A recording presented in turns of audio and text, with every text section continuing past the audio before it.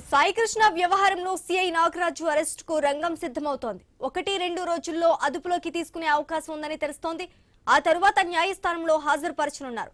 అతని ఇంటి వద్ద నిఘా కోసం సిబ్బందిని మోహరించారు. నాగరాజుపై హత్య, అక్రమ నిర్బంధం సెక్షన్ల కింద కేసు నమోదైంది. 2 రోజుల నుంచి దర్యాప్తు బృందాలు టాస్క్ ఫోర్స్ కృష్ణలంక స్టేషన్ సిబ్బందిని విచారిస్తున్నారు. వీరి నుంచి కీలక వివరాలు రాబడుతున్నారని తెలుస్తోంది.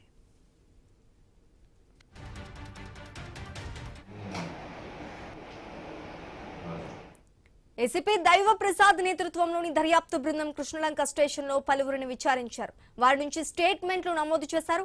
ఆరోపణలను ట్యాంపరింగ్ కు అవకాశం లేని విధంగా కేంద్ర హోంశాఖ రూపొందించిన ఈ సాక్ష్య టూల్ ద్వారా విచారించిన వారి వాంగ్మూలాలను వీడియో రికార్డ్ చేస్తున్నారు.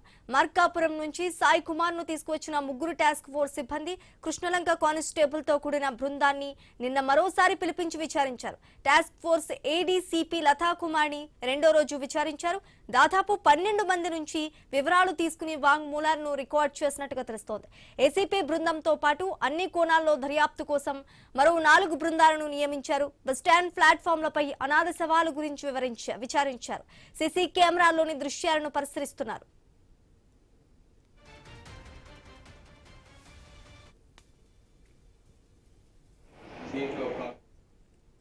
సాయి కృష్ణ శవాన్ని శ్మశాన వాటికలో దహనం చేశారని అతని తల్లి ఆరోపించారు. దీంతో అక్కడ విచారించారు. పట్టమట సిఐ పవన్ కిషోర్ కృష్ణలంకలోని స్వర్గపురికి వెళ్లి ఆయా తేదీల్లో దహనం చేసిన మృతదేహాల వివరాలను పరిశీలించారు.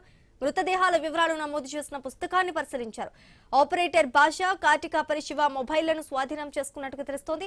గత నెల 23 నుంచి 26 వరకు అంత్యక్రియలు జరిగిన అనాథ శవాల వివరాలను తీసుకున్నారు. మే 23న రాత్రి 8 గంటల సమయంలో 45-50 వయసున్న 2 అనాథ మృతదేహాలను పోలీసులు స్వర్గపురికి తెచ్చినట్లుగా సిబ్బంది తెలిపారు. వీటిలో ఒకదాన్ని బస్టాండ్ వద్ద, మరొకటి కాళికామాత గుడి ఎదుట గుర్తించారు. వాటిని అక్కడ ఉంచేందుకు సిబ్బంది తొలుత నిరాకరించినట్లు, ఆ తర్వాత డివిజన్ శానిటరీ ఇన్స్పెక్టర్ సిఫార్సుతో ఫ్రీజర్లో ఉంచి 24 మధ్యాహ్నం దహనం చేసినట్లుగా చెప్పారు. ఇక ఇదే అంశానికి సంబంధించి పూర్తి డీటెయిల్స్ మా ప్రతినిధి నాగేశ్వరరావు అందిస్తారు. నాగేశ్వరరావు, ఏదైతే సాయి కృష్ణ కేసులో అయితే ఈ కేసుకు సంబంధించి దర్యాప్తు అయితే వేగవంతం చేశారు పోలీసులు. దీనికి సంబంధించి ఏదైతే సిఐ నాగరాజుని 1-2 రోజుల్లో అదుపులోకి తీసుకునే అవకాశం ఉందన్న సమాచారం అయితే వెలువడుతున్న పరిస్థితి అయితే ఉంది. అయితే అరెస్ట్ అనంతరం ఆయనకు న్యాయస్థానం ముందు హాజరుపరచనున్నట్లుగా తెలుస్తుంది. ఈ నేపథ్యంలో ఆయన నివాసం వద్ద కూడా ప్రత్యేక నిఘా ఏర్పాట్లు చేసినట్లుగా మనకు తెలుస్తుంది. అయితే సిఐ నాగరాజుపై హత్య, అక్రమ నిర్బంధ సెక్షన్ల కింద కేసు నమోదు కావడంతో దర్యాప్తు బృందాలు మరింత అప్రమత్తమయ్యాయి. అయితే గత 2 రోజులుగా task force Krishnalanka police station కు చెందిన సిబ్బందిని విడివిడిగా విచారిస్తూ కీలక సమాచారం సేకరిస్తున్నట్లు కూడా తెలుస్తుంది. అయితే ఏసీపీ దైవప్రసాద్ నేతృత్వంలో ప్రత్యేక బృందం కృష్ణలంక పోలీస్ స్టేషన్ లో పలువురు పోలీసులను సిబ్బందిని ప్రశ్నించింది. అయితే వారి నుంచి స్టేట్మెంట్లు నమోదు చేయడంతో పాటు ఆధారాలు ట్యాంపరింగ్ అవకాశం లేకుండా కేంద్ర హోంశాఖ రూపొందించిన ఈ సాక్ష్య టూల్ ద్వారా ఏదైతే ఆ వీడియో రూపంలో వాంగ్మూలాలను రికార్డ్ చేస్తున్నట్లుగా కూడా తెలుస్తుంది. అయితే మార్కాపురం నుంచి సాయి కుమార్ ను తీసుకొచ్చిన 3 టాస్క్ ఫోర్స్ సిబ్బందితో పాటు ఒక కానిస్టేబుల్ ను మరోసారి విచారణకు అయితే పిలిపించినట్లుగా తెలుస్తుంది. అయితే task force ADCP Latha Kumar ని కూడా 2వ రోజు వరుసగా ప్రశ్నించినట్లు తెలుస్తుంది. అయితే దాదాపు 12 మంది నుంచి వివరాలు సేకరించి వాంగ్మూలాలను నమోదు చేసినట్లుగా తెలుస్తుంది. అయితే ఏదైతే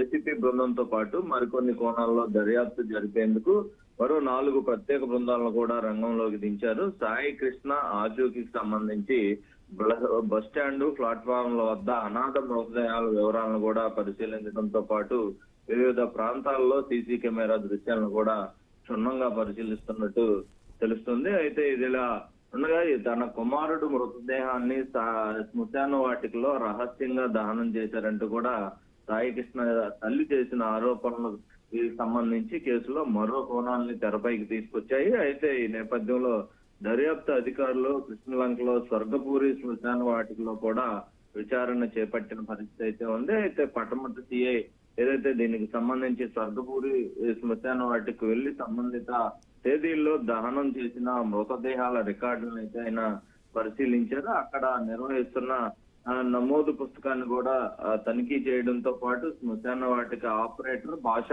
అదే విధంగా కాటి కాపరి శివ మొబైల్ ఫోన్లు స్వాధీనం చేసుకున్నట్లుగా కూడా తెలుస్తుంది. అయితే గత నెల 23 నుంచి 26 తేదీ వరకు జరిగిన అంత్యక్రియలకు సంబంధించిన వివరాలను అధికారులు సేకరించారు. ముఖ్యంగా అనాథ మృతదేహాలకు సంబంధించిన రికార్డులను క్షుణ్ణంగా పరిశీలిస్తూ ఆ సమయంలో విధుల్లో ఉన్న సిబ్బంది నుంచి కూడా సమాచారం తీసుకున్నారు. అయితే 23వ తేదీ రాత్రి సమయంలో సుమారు 45 నుంచి 50 ఏళ్ల మధ్య వయసు ఉన్న 2 అనాథ మృతదేహాలను పోలీసులు స్వర్గపూరికి తీసుకొచ్చినట్లు ఏదైతే అక్కడ సిబ్బంది తెలిపారు. దీనికి సంబంధించి మొత్తంగా కూడా సాయి కృష్ణ కేసుకు సంబంధించి పూర్తి సమాచారం సేకరించారు. అదే విధంగా సిఐ నాగరాజు ఇంటి వద్ద బందోబస్తు